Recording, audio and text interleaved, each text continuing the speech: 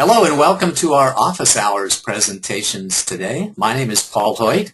Our office hours presentations are a relaxed, informal mentoring program that we do every Monday at noon Pacific time.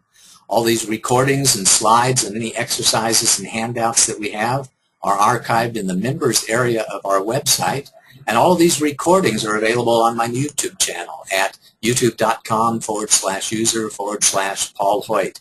The reasons I do these office hours presentation is that I know that being a successful small business owner can be a fantastic experience, but I also know that it's very tough, that you need education, you need training, tools, and team to be successful.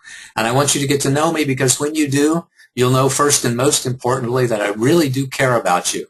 But I want you to succeed in every area of your life, whatever that means to you. I want you to find the greatness, the happiness, the divinity that you have within yourself, and then remember it, embrace it, and live it every single day as I try to do.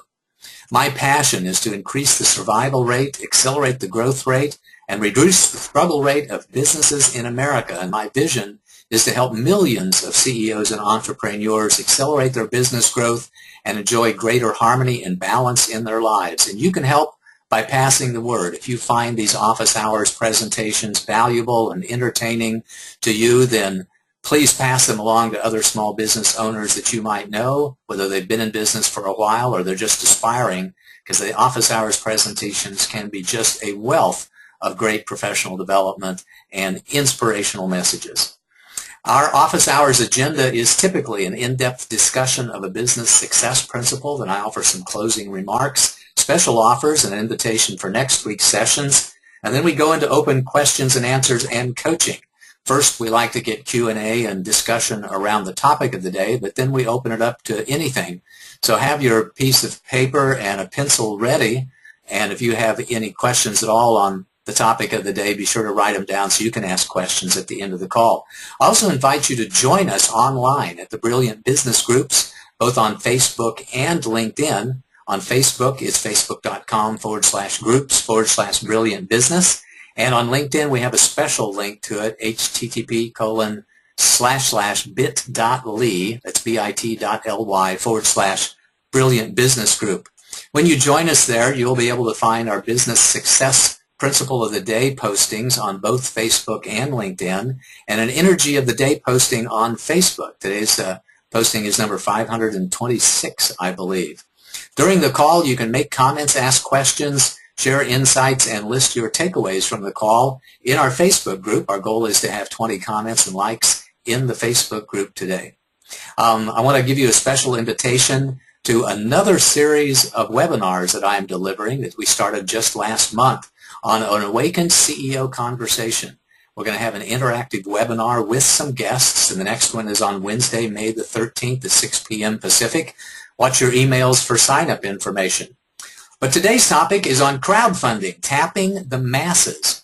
We're going to talk all about the ways that you have of reaching out to both your private network and public at large to crowdfund to gain funding for your business. As always, we try to relate the subject matter of the day to one or more of the key performance areas. And today it's about leadership and it's about financial management.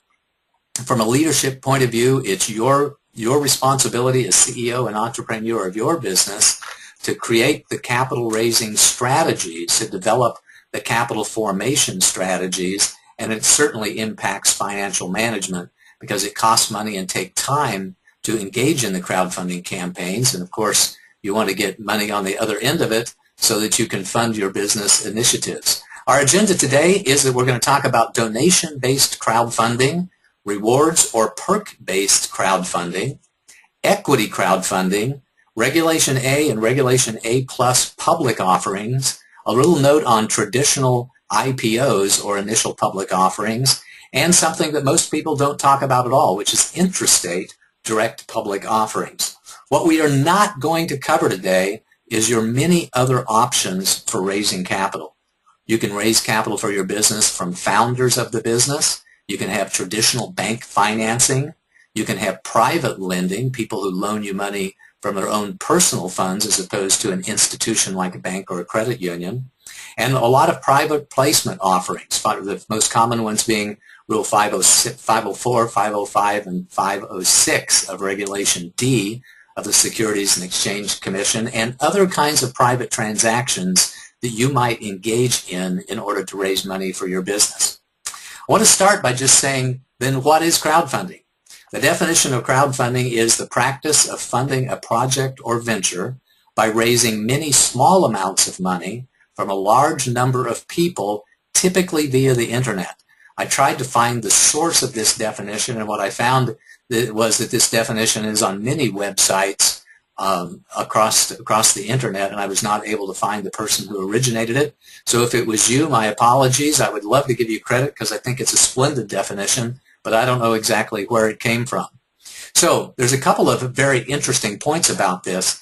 It is typically by raising money from small amounts of money from large number of people, as opposed to raising large amounts of money from a relatively small number of people. And typically via the internet as opposed to direct and face-to-face. It is, in fact, crowdfunding to me is a type of public offering. It may or may not be an offering of equity, and we're going to talk about donations and perk-based crowdfunding in just a second, but it is, in fact, a public offering of sorts. Normal crowdfunding, before the hoorah of the last couple of years with the Securities and Exchange Commission and the Jobs Act, normal crowdfunding was through two different mechanisms, donation-based crowdfunding and rewards or perk-based crowdfunding.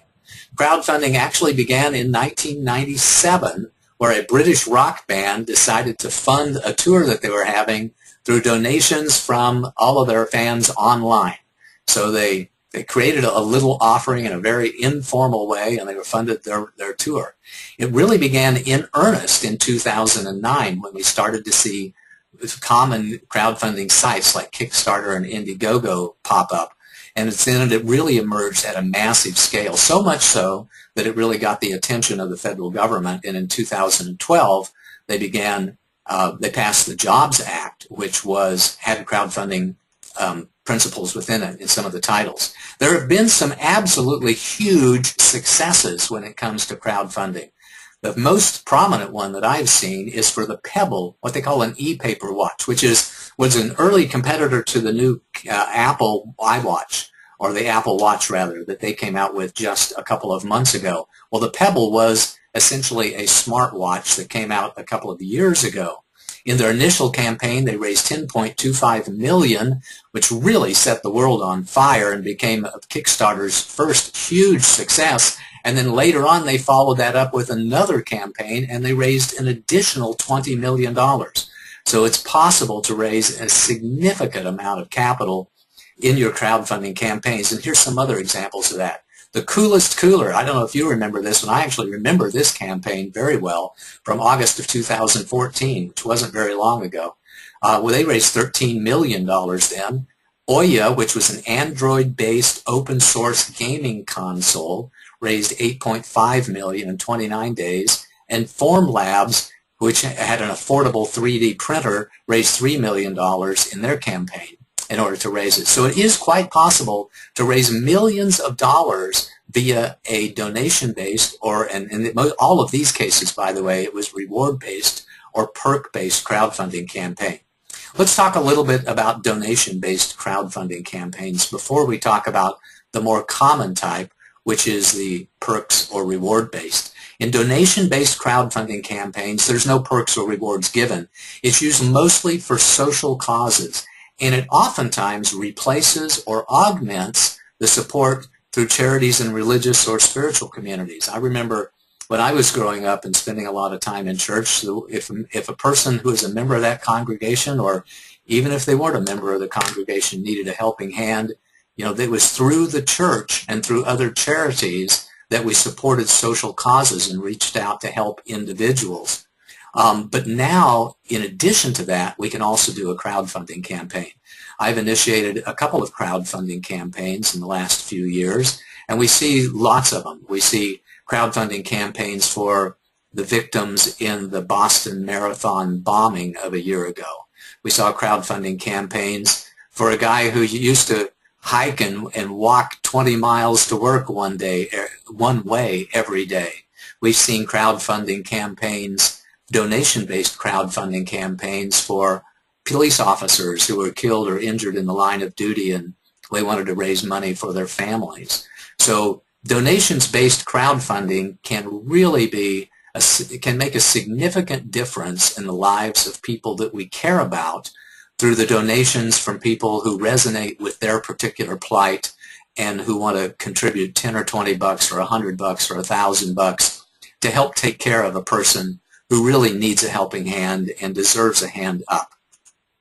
They can be very, very simple to create. I've seen people create crowdfunding, donation-based crowdfunding campaigns in a matter of just a couple of hours. You'll create a very simple YouTube video, go to one of the more popular crowdfunding sites, and create your campaign in a matter of a couple hours. In fact, if you see somebody out there that's having a really tough time and it's noteworthy and press-worthy, you could create a crowdfunding campaign for them in a matter of just a few minutes or a couple of hours, and donations could be coming their way. As a contrast to that, rewards or perk-based crowdfunding, as I mentioned, is a much more popular form of crowdfunding. It can also be for social causes, but more popularly, it is for pre-orders for products and an attempt to do a market proof of concept, to reach out to your marketplace to see whether or not anybody is going to buy this stuff. And one of the ways to do that is to see if they're going to buy it before it even exists by establishing pre-orders. It's typically a lot more complex. There's typically many levels of contribution with correspondingly greater rewards, but you absolutely cannot offer any equity, financial reward, or loans associated with that, because that's where you cross the line in between being a traditional or a normal crowdfunding campaign and being an equity-based crowdfunding campaign that gets the attention of, and not in a very kind way, of the Securities and Exchange Commission. So when we're talking about rewards or perk-based crowdfunding, make sure that you know that the reward cannot be an ownership interest in your company.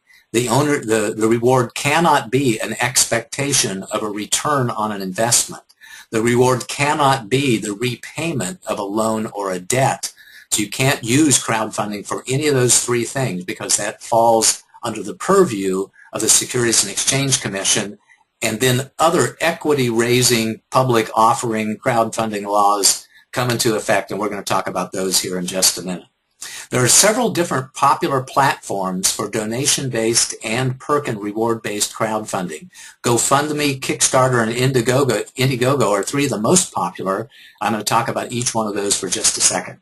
GoFundMe raised $470 million in 2014.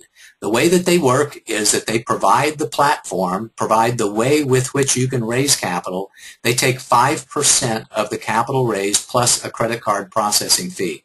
I initiated a GoFundMe campaign for a friend of mine last year who was suffering from a disease, and GoFundMe was a very popular site. We initiated the campaign in a matter of just a day or so. They took 7.9%. That was a 2.9% credit card fee and their 5% fee for managing the site, and we got all the rest of the money. It's very quick and very simple, and it pays immediately. So if I put in $100 to a GoFundMe campaign, I know that on the other end of that, whoever it was that I was working with is going to get $91, $92.10 in their bank account in the next day as soon as the credit card transaction clears. Kickstarter is a different type of particular platform. They raised nearly as much as GoFundMe, $444 million in 2014. They claim to have a 44% success rate, which is pretty darn phenomenal. Just as with GoFundMe, they take 5% plus credit card processing fees, but they have other kinds of fees, so it turns out to be a little more expensive than GoFundMe. The big difference in between Kickstarter and GoFundMe is it's threshold-based. There is no payout, and there is no credit card processing actually done until the goal is reached.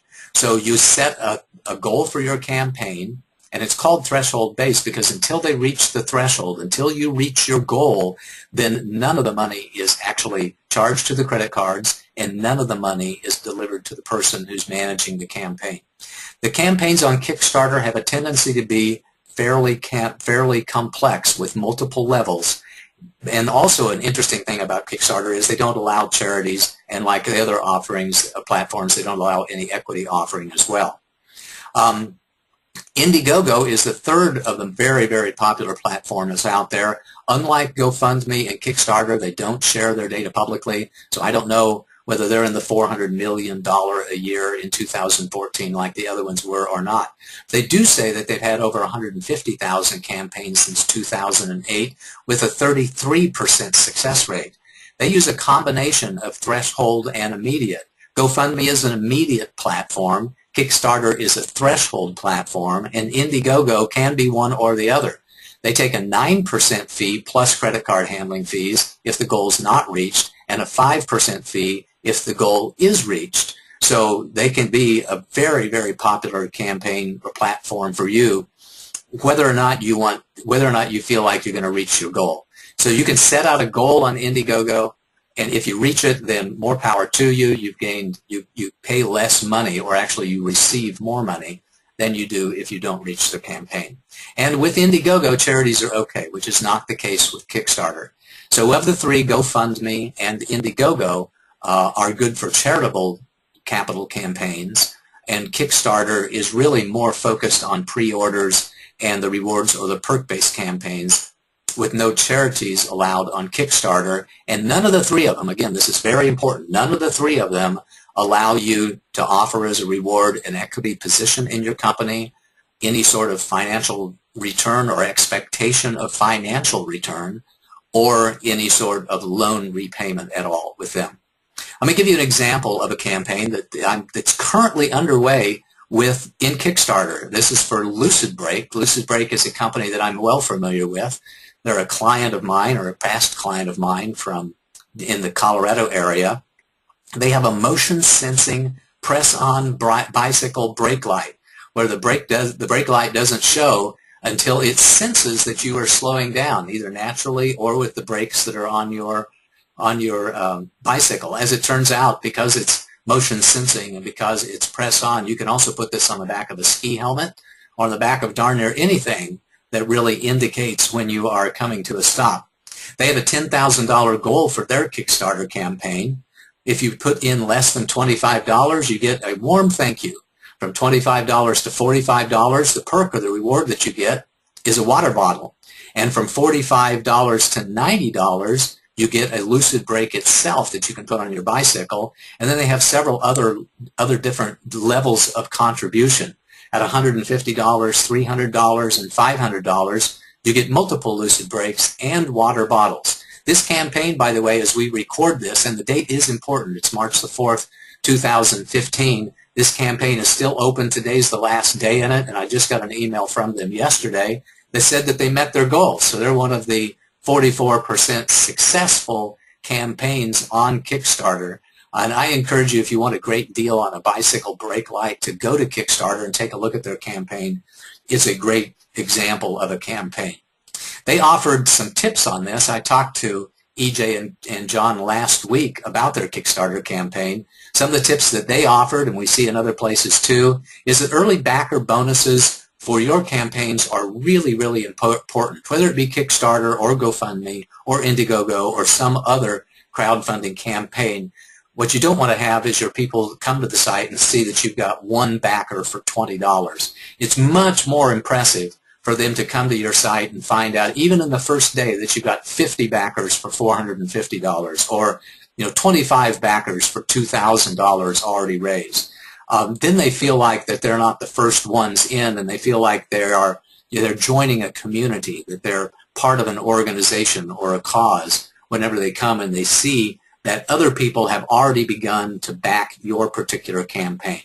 So a tip is, if you decide to use one of these campaigns, make sure that you've got 10 or 20 friends that will very quickly put in 10, 20, 50 bucks, so that when other people start to show up who don't particularly know you, that they see that they are joining a community, and it becomes kind of what they call the bandwagon effect. You can change your videos and you can change your text once it's been started, but you can't change the perks. This is especially true of Kickstarter, and I suspect it's true of the other sites as well, that you can't change the perks because people, essentially you have a contract with somebody that says, give me $50 or give me $60, and I will give you some reward in return. You can't really change that once the campaign has begun. And I think communications with your backers is very essential during the campaign itself. So you get to know, by the way, you can reach out to those people who have backed your campaign, and you can send emails to them through any one of these platforms. And when you do that, then you can encourage them to share the message with other people that they know on their social media channels, or perhaps even to their database. You can encourage them to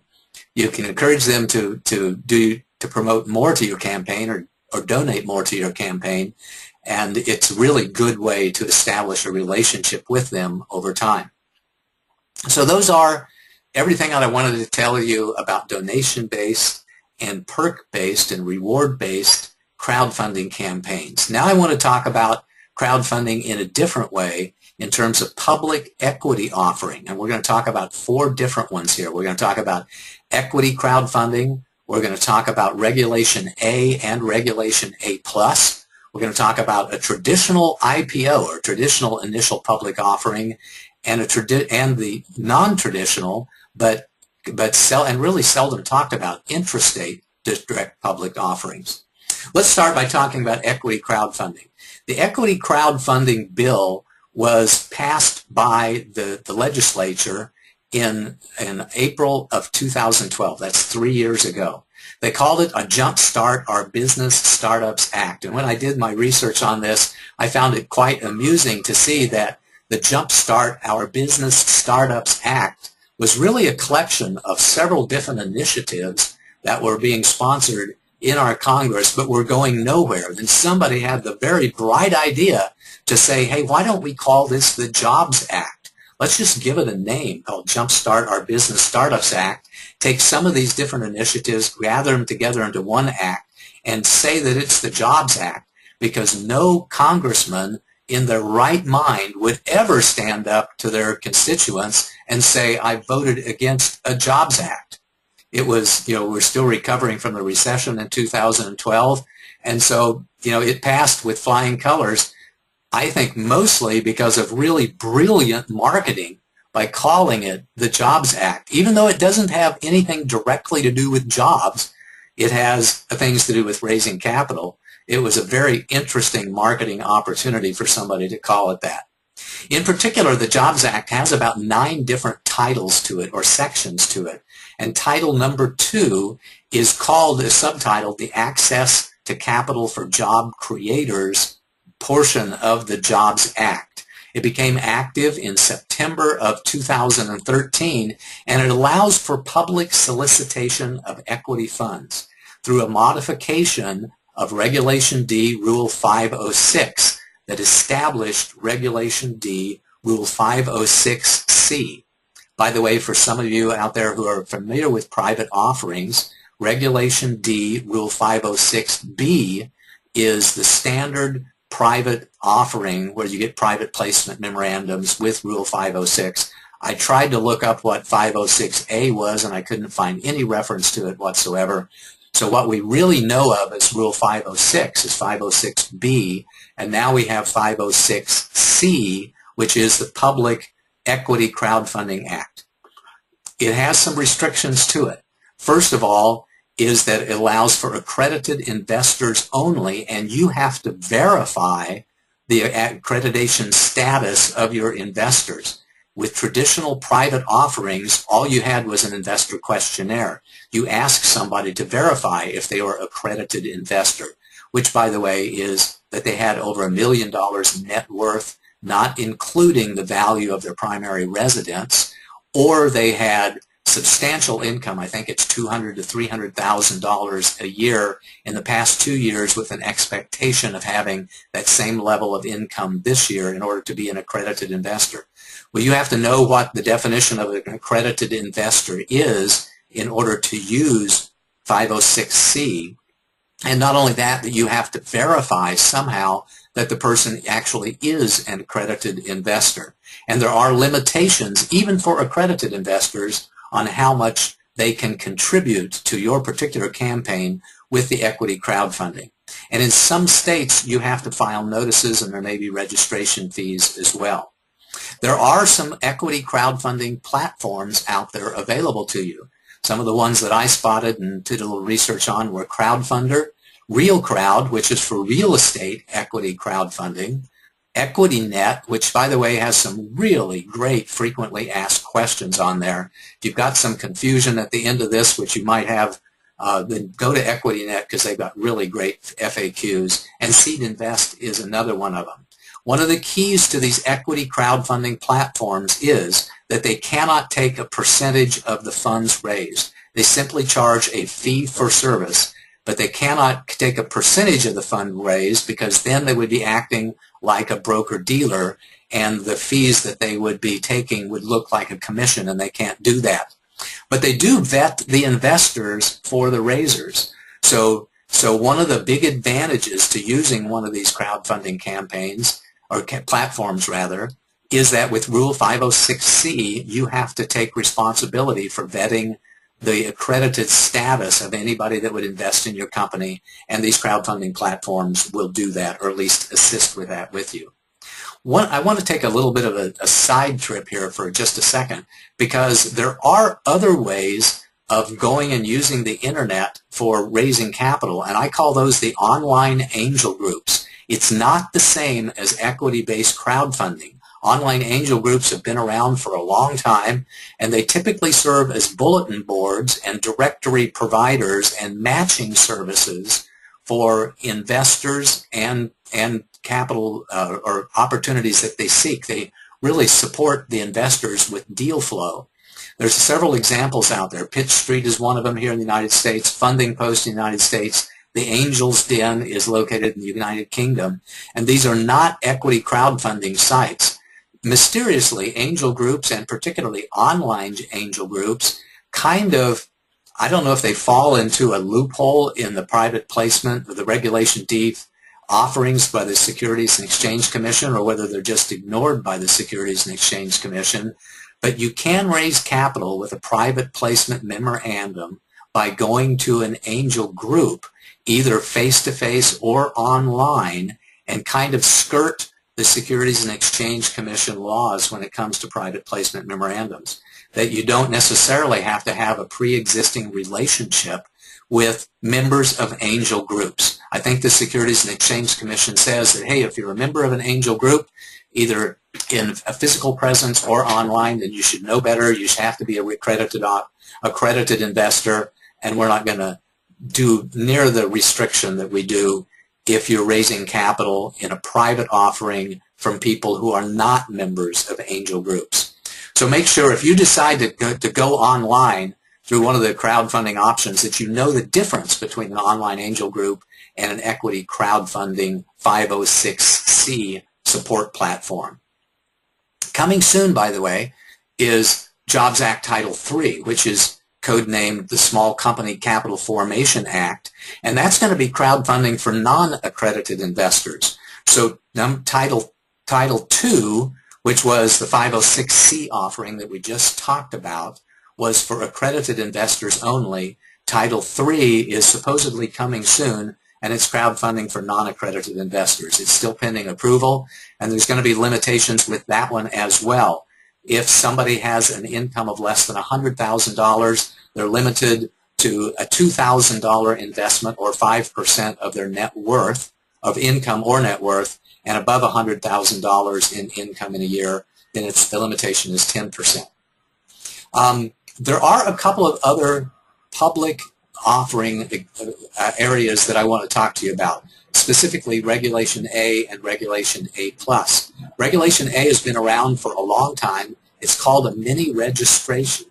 And right now, the Tier 1 limit is $20 million in 12 months. It used to be $5 million in 12 months, but just in the last month or so, it has been changed so that the Tier 1 offering is now $20 million for 12 months, $1.5 million of which may be resold by your existing shareholders. So this can be a bit of an exit strategy for some of your existing private investors in your business. that if you decided to go with a Reg A public offering, they can sell some of their stock, up to $1.5 million of the stock that's already been issued to either the founders or to the investors, can be resold in the context of a Regulation A offering.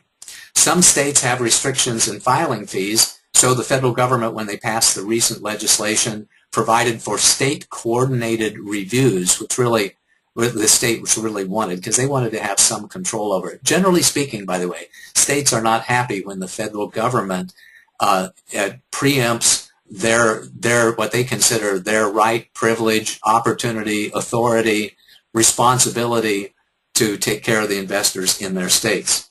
One of the interesting features about Reg A and Reg A Plus is it allows you to test the waters. So once you file your registrations with the Securities and Exchange Commission, you don't really have to start the offering right away. You can, quote, test the waters. You can have some period of number of months where you see whether or not you can get interest in your offering before you actually put the offering into place. Regulation A Plus is Tier 2 of the Regulation A offering and Title 4 of the Jobs Act, which they called the Small Company Capital Formation again. This one was passed just a couple of months ago, in March of 19th, 2015. It's actionable in June 19th, 2015. So you can begin to prepare your Reg A Plus public offering, submit it to the Securities and Exchange Commission, and they have to act on it by, or rather it becomes actionable in June of this year. With the Tier 2, you can raise up to $50 million. There are some additional filing and reporting requirements. You have to get audited financial statements, for example. There's a little bit additional paperwork, but there are no state restrictions. There are no coordinated review amongst the states. So for many people who want to raise, say, more than $5 million or $20 million, they can qualify for a Tier 2 offering, which is also called the Reg A Plus offering, and raise up to $50 million. And it also provides for self-certification, and unaccredited investors are okay.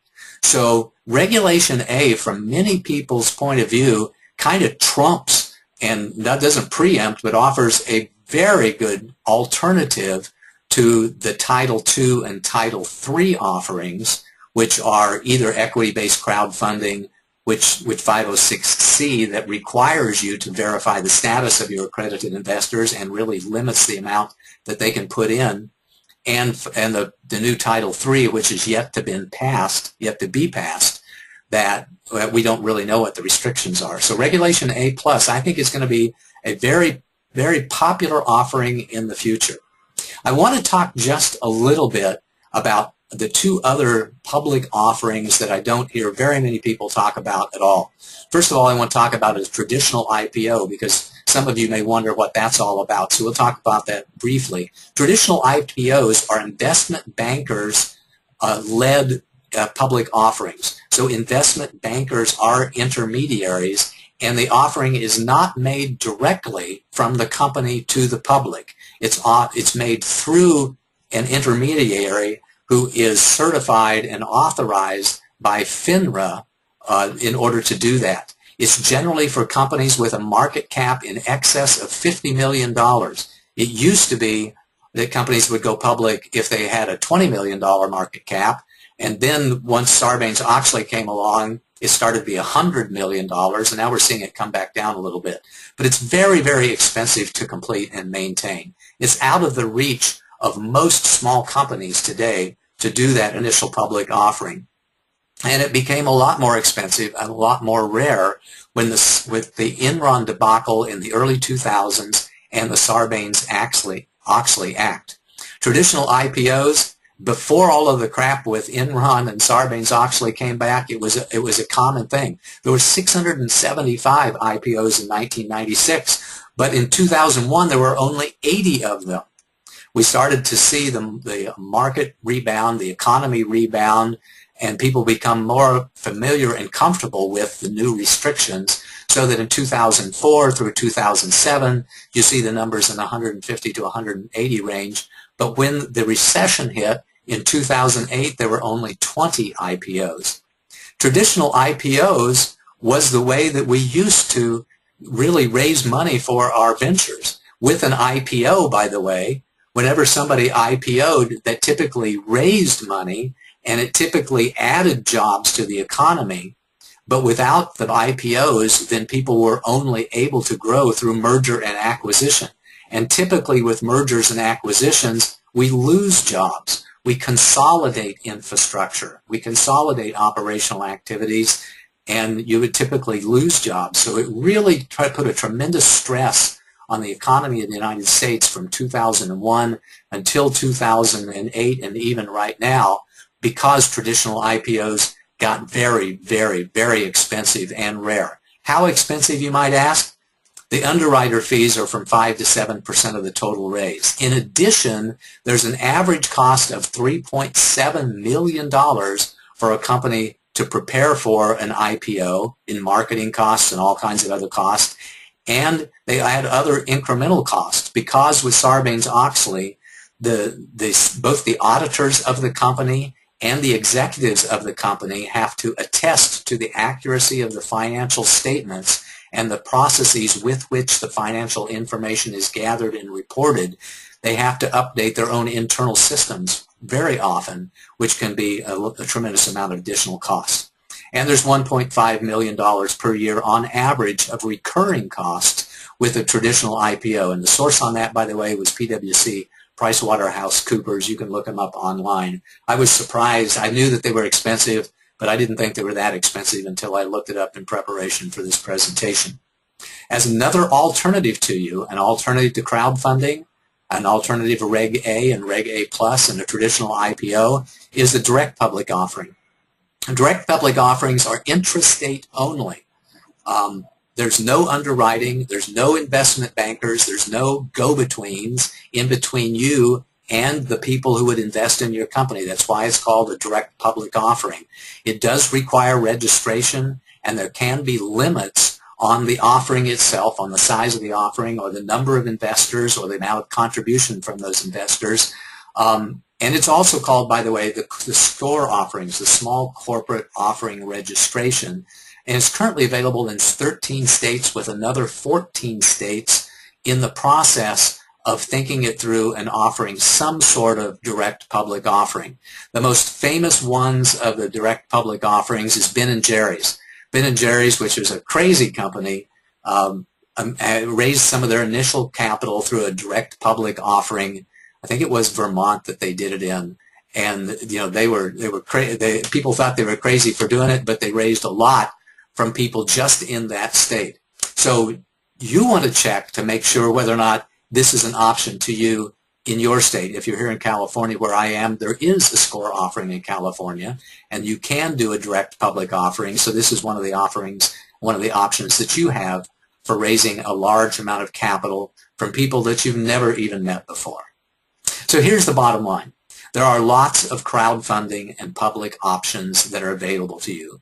It was confusing to me for a long time. I hope I gained some clarity or added some clarity to you in the presentation today, because crowdfunding can be an excellent early funding alternative. It can be used to validate your business model, and the time and money that it takes to develop, to run a crowdfunding campaign or a public offering varies a tremendous amount. I really would encourage you to be very cautious about any equity-based crowdfunding or public offering. Make sure that it fits into your long-term capital plans. And here's what I mean by that. If you have a company that you think at some point in time might be of interest to very sophisticated angel investors or angel groups or venture capital funds, then be very cautious about which ones of these crowdfunding options that you take. For example, I've heard more than one sophisticated angel investor or venture capital firm say that if you do an equity crowdfunding offering, the 506C offering that we were talking about, that they have no interest at all in considering your company for an investment from their venture capital fund. Because frankly, venture capital funds don't like to deal with offerings where there's dozens of unsophisticated investors. It really limits the opportunity that they have for additional rounds of funding.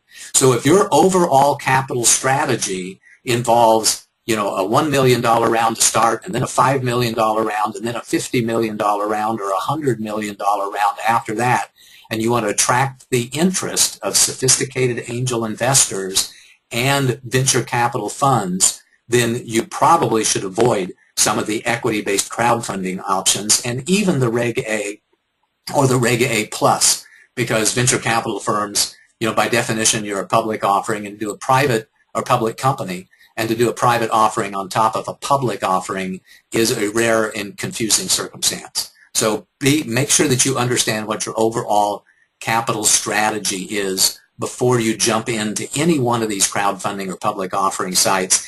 And as always, for any equity offering at all, make sure that you have competent counsel. Make sure that you're working with a securities attorney. I'm not a securities attorney.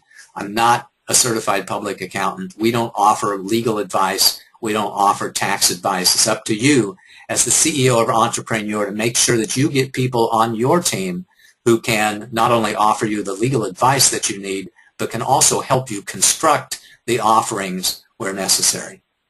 So that's been our agenda for today. We talked about donation-based crowdfunding. We talked about rewards or perk-based crowdfunding. And we talked about the public offerings that you have available to you with equity crowdfunding, Reg A and A plus public offerings, a little word on traditional IPOs, and why all of this change in registration and all of these new ways of raising capital are so darn important to us here in the United States because of the dearth of initial public offerings that we saw since the Enron debacle in the early 2000s.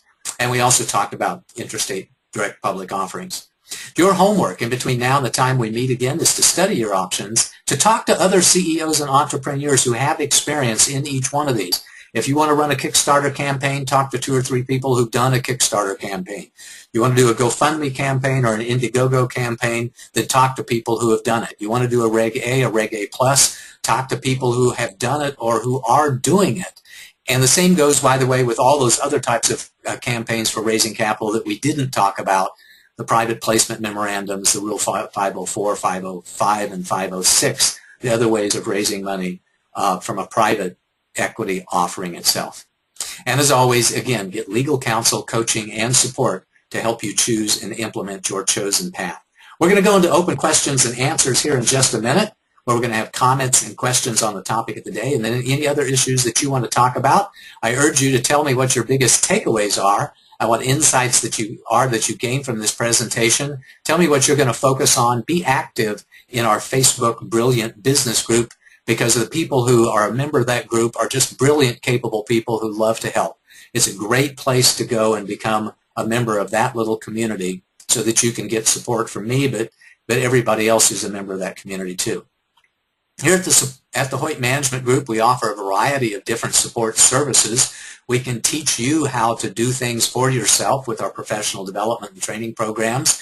We can do it with you with some of our consulting and mentoring programs. And in some cases, we actually do it for you as well. You can throw things over the wall.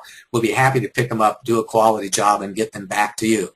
As a reminder that a week from Wednesday, we're having another session in our series of Awakened CEO Conversations. On Wednesday, May the 13th at 6 p.m. Pacific, we're going to have an interactive webinar, and this time we're going to have some guests with it. So watch your emails for sign-up information.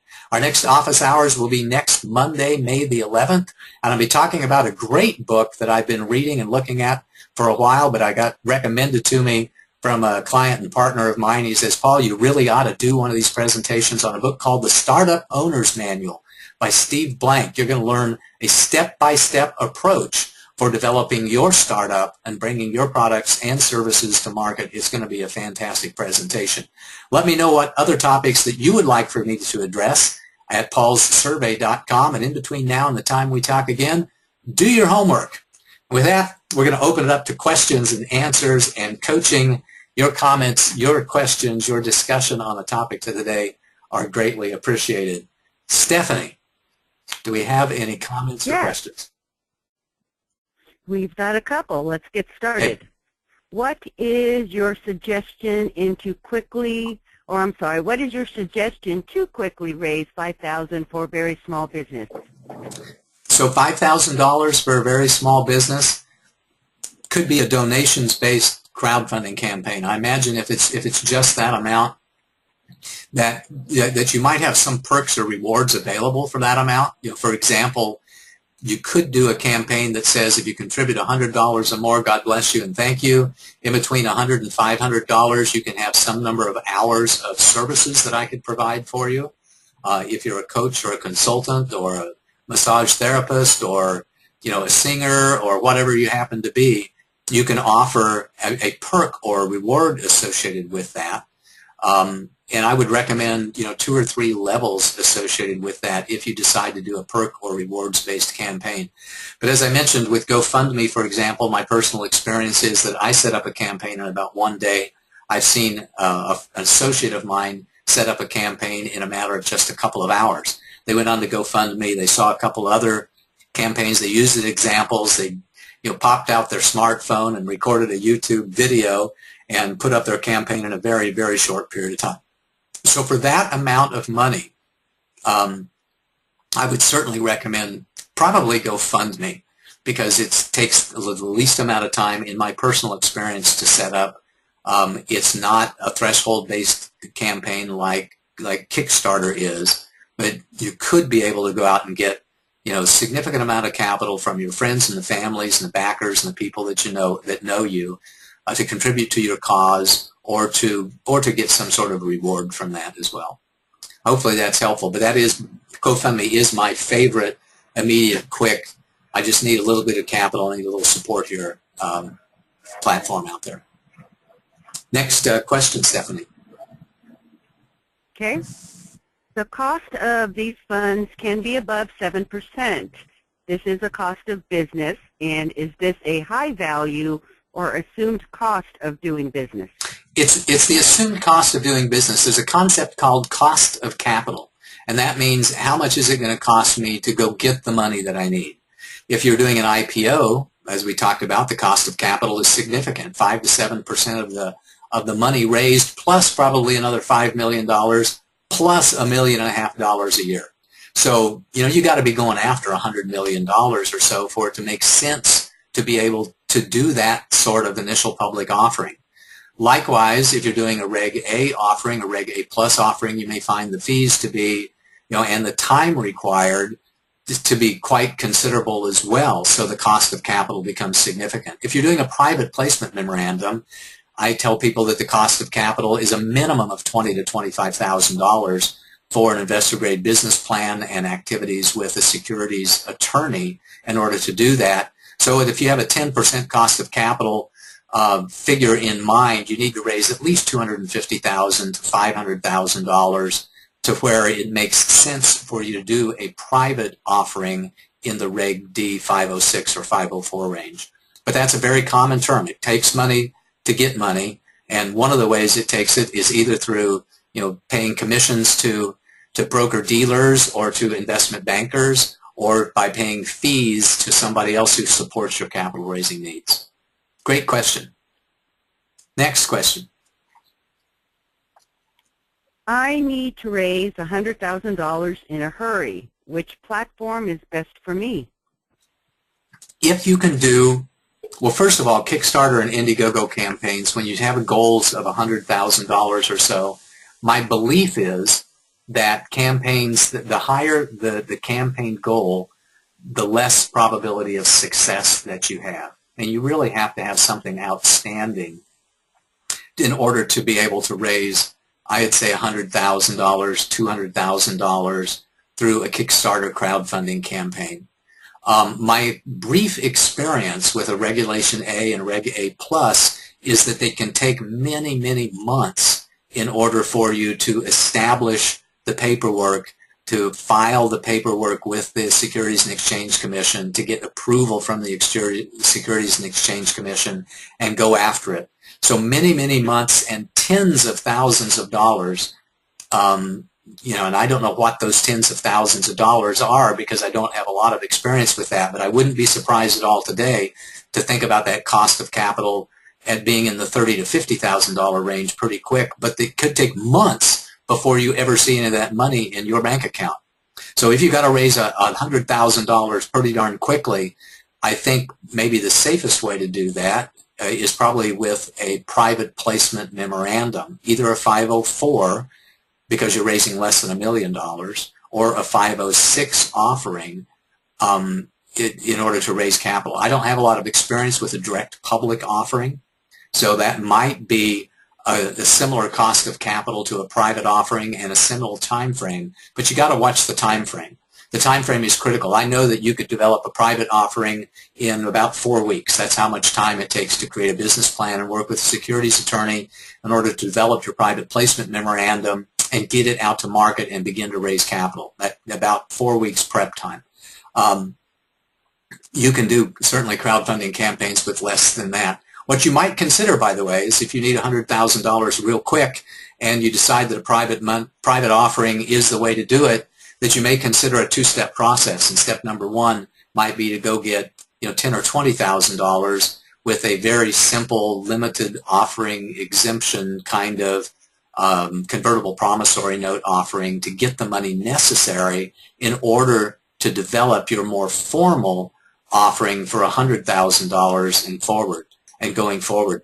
And I guess one of my questions to you as well would be, why is it only $100,000? Is that really all you need, or is it $100,000 that's going to keep the ship afloat, but you really need $1 million or $2 million or $5 million to grow your business? I would certainly make a decision about raising $100,000 in the context of your overall capital requirements and your capital formation strategy for your business over time. Hope that was very helpful. Other questions, Stephanie?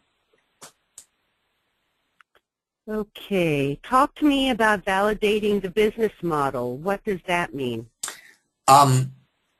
If you hear me often, and I know that if you're listening to this, you may have seen some of the programs I put out there, you'll hear me to say very often that if you're in a startup business, I want you to have two things in your mind. First of all, to engage with the marketplace as quickly as possible so that you can learn the lessons that only the marketplace can teach you.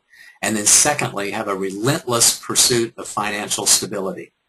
When it comes to engaging with the marketplace, that's what I mean by validating your business model, to see whether or not people will really buy the things that you want to sell at the price point that you want to sell them.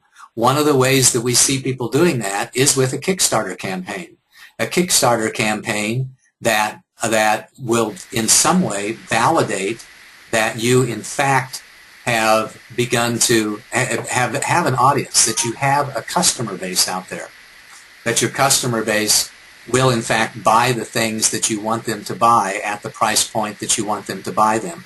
So that can validate your business model. And we've seen here in Silicon Valley, venture capitalists be all over that. They love to have successful Kickstarter campaigns because that means that you've got some of the initial development funding, that they're not investing in that, and that you have proven that people want to buy your stuff because they were able to buy your stuff even before the stuff was available.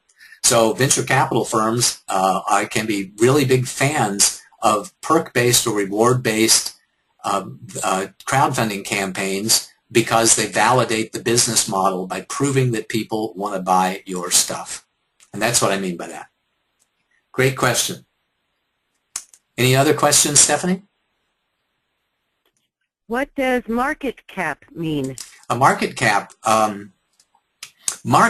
stands for market capitalization, and it means that market cap means the total value of your company, typically based on the formula of the number of shares outstanding times the price of the share. So if you have 50 million shares outstanding and the cost of your share is $2, then you have $100 million market capitalization. It's a very similar term to the valuation of your business. So when the valuation of your business gets to be around $50 million, you would have the opportunity to do an IPO and have a $50 million company on the basis of your public number of shares times the share price. as the real market capitalization. Private companies don't have a market capitalization. They have a valuation. Companies that are public have a market capitalization because you can determine the value of the company based on the number of shares outstanding times the price of the shares. And that's what a market capitalization is, and that's the relationship between a company valuation and a market capitalization. Good question. We got 12:58. Oops, go ahead, Stephanie. Well, sorry, Joy Grace has her hand up. If you want to unmute her and see what her question is, do we have time? I would be happy to do that. Joy, can you say hello to us? And nice for you to raise your hand. Hi, Paul. Can you hear me okay? I can, very well, thank you. So if I'm doing a fundraiser, crowdfunding, and I want to say if you donate $30,000 or more, you can get a seat on my board, can I do that, or is that a big security exchange no-no? I don't know. If the seat on your board has any sort of compensation attached to it, I would say that you can't do it. You can't do it without being an equity crowdfunding offering. So generally speaking, you don't want to give, the three big rules are no promise of financial return, no equity position in the company, and no return on monies put in terms of repayment of a loan or debt. There was a famous case where a guy wanted to start a brewery, wanted to start a microbrewery, and he said, wow, for anybody that contributes to the brewery, we're going to offer you unlimited beers. You can be part of our founders circle, and if you help me finance my brewery, you can have unlimited beers, and I'm going to give you a percentage of the profits. And the Securities and Exchange Commission said you can't do that. That's an equity offering, even though because you're offering you're offering a financial return in exchange for their contribution. So if the board of directors position offer has any equity attached to it, any compensation attached to it, which, by the way, is very common for a member of the board of directors, then I would suggest that could be a very risky thing. And a good way for you to talk to a securities attorney is about that. And generally, by the way, securities attorneys are very conservative, so they'll probably give you the same answer I did. Paul, is it okay if I'm doing this as a nonprofit to offer that, or does it matter if I'm raising funds as a nonprofit? It matters a lot. A nonprofit has a completely different rules and regulations than anything that I have talked about so far. So it's on a nonprofit, you could be a member of a board of directors of a nonprofit because there is no the typical equity compensation attached to that, no return on investment, no promise of financial return. I think that's a lot different. And so in that case, you are seeking a donation to the business. So if somebody said, if you're somebody who donates to my nonprofit $30,000 or more, we'd like to offer them a seat on the board of directors of the nonprofit, that seems like it would be okay. But I would caution you that I know very little about nonprofits. It's been my pleasure to be on a board of a nonprofit, but it was many, many years ago, and I'm not familiar with any sort of current rules associated with that. But I would suspect that it's a little different. Is that helpful? Okay. Thank you. Thank you for the question. I really appreciate you raising your hand and coming in interactively as well. And I have 101, so that brings us to the end of the office hours session today. I really appreciate, for those of you tuning in to our Awaken CEO System office hours presentations. We do these every Monday. And until we meet again, this is Paul Hoyt wishing you a most marvelous and prosperous day. Bye-bye.